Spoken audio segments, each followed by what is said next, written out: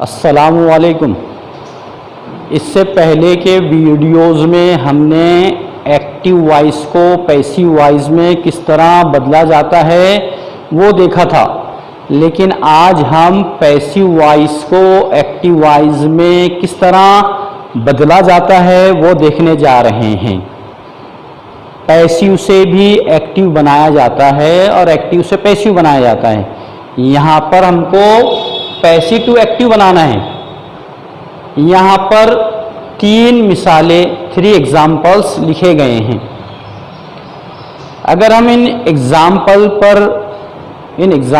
पर इन मिसालों पर अगर गौर खोज करते हैं तो मालूम पड़ता है कि ये दिए हुए जुमले जो है वो पैसिव वॉइस के हैं। दिए हुए जुमले पैसिव वॉइस के हैं। क्यों हैं? इसकी वजह है जिन जुमलों में बाय आ जाए, बी वाई बाय आ जाए, वो जुमला पैसिव वॉइस का होता है। या जिन जुमलों में हेल्पिंग वर्ब के साथ में V3 हो, हेल्पिंग वर्ब हो और V3 हो, तो ऐसा जुमला पैसिव वॉइस का होता है। अगर हम यहाँ पर देखते हैं तो ये हेल्पिंग वर्ब है और ये वर्ब की 3rd फॉर्म है और बाय है। इसका मतलब ये दिया हुआ जो जुमला है ये पैसिव वॉइस का है। पहले शनाख्त करना पड़ेगा, आपको पहचानना पड़ेगा कि दिया हुआ जुमला एक्टिव वॉइस का है या पैसिव वॉइस का है। तो हमने शनाख्त कर लिए हैं, पहचान लिए हैं कि दिया हुआ जुमला पैसिव वॉइस का है। क्यों है? हेल्पिंग वर्ब है, V3 है और बाय है। ये पहचान होती है पैसिव वॉइस की। अब ये पैसिव वॉइस का है तो इससे हम आसानी से एक्टिव वॉइस बना सकते हैं। कैसा बनाएंगे? सबसे पहले आपको ये देखना है दिए हुए पैसिव वॉइस के जुमले में बाय, बी वाई बाय कहाँ लिखा हुआ है। तो यहाँ पर इस जुमले में यहाँ पर है तो ये रिमूव हो जाएगा, निकाल दिया जाएगा और इसके बाद का जो भी हिस्सा रहेगा वो पहले लिखा जाएगा। यानी अगर ये ऑब्जेक्ट है तो ये सब्जेक्ट बनेगा। तो मैं लिख रहा हूँ बाय है, बाय को निकाल दिए, बाय के बाद का हिस्सा पहले लिख रहा हूँ मैं ये। अब यहाँ एम कैपिटल लिखा गया है क्योंकि हमारी जुमले की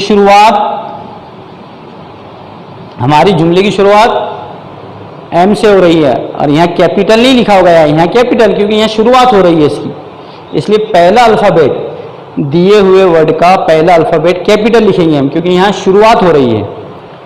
तो बाय निकाल दिए, बाय के बाद का हिस्सा पहला लिखे। ये पहली स्टेप पैसिव से एक्टिव बनाने की। दूसरी स्टेप आपको ये देखना है कि दिए हुए जुमले में कौन से हेल्पिंग वर्ब्स दिए गए हैं। एम, इज, आर है या वाज, वेयर है, ये देखना है। तो हम ये जुमले में देखेंगे कि हेल्पिंग वर्ब इज है, तो ये helping verb am, is, are है, इनको निकाल दिया जाएगा। अगर ये निकालते हैं, ये लिखा हुआ है, तो वर्ब को पहली या 5वीं फॉर्म में लिखा जाएगा according to our subject. Am, is, are निकलेगा तो वर्ब V1 या V5 की सूरत में लिखा जाएगा। अब अगर हम इस सब्जेक्ट को देखते हैं तो ये 3rd पर्सन सिंगुलर है और ये निकल गया तो इसको अपने को V5 में यानी इस वर्ब का SES या IES फॉर्म लिखना पड़ेगा। तो ये वर्ब है तो इसका ये V1 हुआ, हमको ये V5 में लिखना है, ये हो जाएगा फेचेस। फिर अब बचा क्या? ये बचा तो इसको लिखना है एंटीसेप्टिक। ये बन गया इसका पैसिव वॉइस। किस तरह बना? बाय के बाद का हिस्सा पहले लिखेंगे, बाय को निकाल दिया जाएगा। दूसरी स्टेप में हेल्पिंग वर्ब कौन से है? यहाँ पर इज था, इसको निकाल दिया जाएगा। इज है तो V1 V5 लिखा जाएगा, इसका V1 इसका ये V2 है, इसका V5 ये होता है, बचा हुआ हिस्सा लिख दिया गया है। तो ये पैसिव वॉइस का, इसका एक्टिव वॉइस बन गया है। दूसरी मिसाल यहाँ लिखी गई है I am teased by someone. तो तरीका क्या है? ये बाय को निकाल दो, रिमूव कर दो, बाय के बाद का हिस्सा पहले लिखो। ये लिख रहे हैं समवन।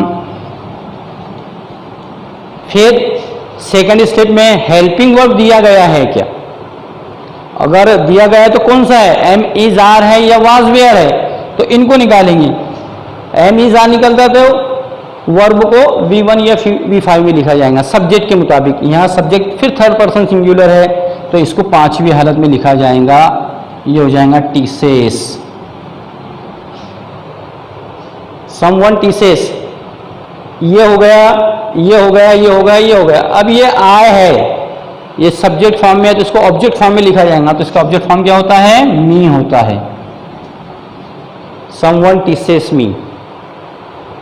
इस तरह पैसिव से एक्टिव बनाया जाता है। फिर तीसरी मिसाल, यहाँ बाय है तो बाय को निकाल देंगे और बाय के बाद का हिस्सा पहले लिखेंगे, तो ये मी इधर आएगा तो आय हो जाएगा, मी इधर आएगा तो आय हो जाएगा। फिर सेकंड स्टेप में क्या देखना है, हेल्पिंग वर्ब देखना है। Helping verb am is are है क्या, तो उनको निकाल दो। अगर helping verb am is are है तो वर्ब को V1 या V5 में लिखो, यहाँ लिखा हुआ है। इसके मुताबिक सब्जेक्ट के मुताबिक वर्ब कौन सा है हमारा, ये है, यहाँ आय है तो इसको V1 में लिखेंगे। काय में लिखेंगे, V1 में लिखेंगे। काय में लिखेंगे, V1 में लिखेंगे। फिर बचा हुआ जो हिस्सा है वो लिख लेंगे, द टीचर्स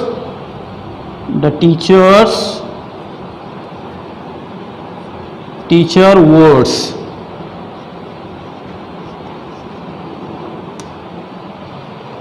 ये बन गया दिए हुए पैसिव वॉइस से एक्टिव वॉइस।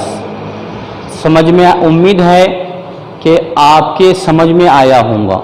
इसके बाद का जो वीडियो है वो वीडियो भी पैसिव से एक्टिव का ही रहेगा, लेकिन उसमें helping verb am is are नहीं रहेगा। अगर एम इज आर नहीं रहेगा तो उसका पैसिव वॉइस किस तरह बनाया जाएगा। अगर एम इज आर नहीं है तो वर्ब की कौन सी फॉर्म लिखी जाएंगी वो देखेंगे हम आपसे रिक्वेस्ट करते हैं, तमाम ही तलबा से रिक्वेस्ट करते हैं कि रहबर चैनल को सब्सक्राइब कीजिए, लाइक कीजिए और इन वीडियोस को अपने दोस्तों में शेयर कीजिए। शुक्रिया, जज़ाकल्लाह।